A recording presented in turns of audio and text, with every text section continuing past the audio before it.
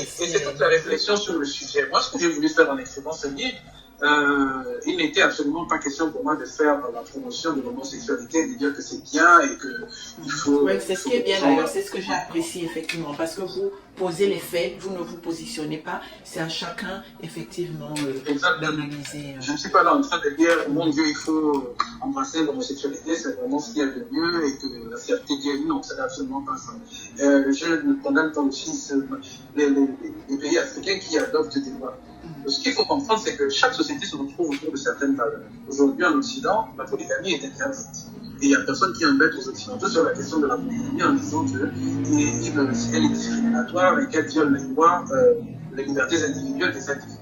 Alors, je ne vois pas pourquoi les Européens vont venir, si les Africains, les sociétés africaines ne se retrouvent pas autour de l'organisation sociale de la valeur qu'est l'homosexualité, qui décide de la pénaliser, ce qui est un autre sujet. Je ne vois pas pourquoi, on pourra en discuter après, je ne vois pas pourquoi on va tomber sur ces pays comme si vous-même vous n'avez rien à vous reprocher.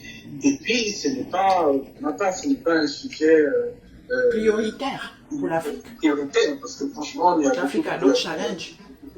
D'autres choses, l'Afrique a d'autres choix, d'autres défis à relever qui sont beaucoup plus importants que ça. Après, on peut discuter de cela, parce que comme je vous dis, je crois que la République, mettre quelqu'un privé, quelqu'un de liberté pendant 14 ans sur motif qu'il a une orientation sexuelle différente, ça c'est un débat que nous, les Africains, nous pouvons avoir en interne, sans cette pression occidentale. Et nous, je crois que c'est là toute la question. Oui. Et puis, bon, je suppose qu'en Afrique, comme on dit, hein, un homme homosexuel, il faut bien le cacher et que les parents ne le sachent pas. Quand on sait tout l'espoir que les papas ou même les mamans mettent souvent sur leur fils, hein, il faut se marier. En Afrique, en Occident aussi, hein, c'est la même chose. Les papas occidentaux, pères occidentaux ne sont pas moins abattus et lésés quand ils découvrent que leur fils homosexuel. Mais je l'explique dans le livre. Ce que fait le livre, c'est quoi finalement? J'ai écrit ce livre pour rendre la conversation que les gens n'arrivent pas à avoir en société possible. J'ai donné une voix à tout le monde.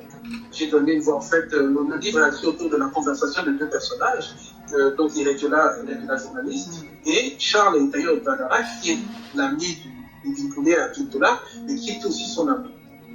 Et donc, et qui était marié, et donc la découverte de l'homosexualité du Binkoula vient à un impact également sur la vie de Charles, sur ses enfants, et c'est tous ces dommages collatéraux que je voulais exprimer. Donc que chacun se repense dans son rôle, que ce soit la société dans la façon dont elle gère les problèmes, que ce soit les personnes homosexuelles, beaucoup plus les hommes que les femmes, parce que ce sont souvent les hommes qui vont à cause du statut de l'homme dans la société, c'est l'homme qui va beaucoup plus cacher son homosexualité que la femme, puisqu'il est considéré comme le leader de la société.